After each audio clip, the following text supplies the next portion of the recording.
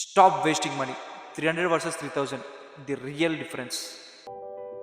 మనమందరం చేసే మిస్టేక్, షాప్కి వెళ్ళినప్పుడు 300 ట్యాగ్ చూసి అబ్బా ఇంత చీపా అని కొనేస్తాం. కానీ నిజం చెప్పాలంటే అది చీప్ కాదు, అది ఒక ట్రాప్. 300 పెట్టి కొన్న టీ షర్ట్స్ 3 వాషెస్ కే బన్యన్ అయిపోతుంది. అప్పుడు మళ్ళీ కొత్తది కొనాలి. కానీ లుక్ ఇప్పుడు యావరేజ్ గానే ఉంటుంది, కానీ దీంట్లో వాల్యూ ఉంది. డిఫరెన్స్ చూస్తే చీప్ ఫ్యాబ్రిక్ థిన్ గా ఉంటుంది అండ్ ప్రీమియం ఫ్యాబ్రిక్ డెన్స్ ఎక్కువ ఉంటుంది, హెవీగా ఉంటుంది, బాడీ మీద స్ట్రెచ్ అవ్వకుండా ఫాల్ అవుతుంది. చీప్ టీ షర్ట్ లో కాలర్ 2 వీక్స్ కే లూజ్ అయిపోతుంది, కానీ our collar stay stiff after many washes. Print ఒక స్టిక్కర్ లాగా ఉంటుంది, ఎంబ్రాయిడరీ క్లాత్ లో మెర్జ్ అయిపోతుంది.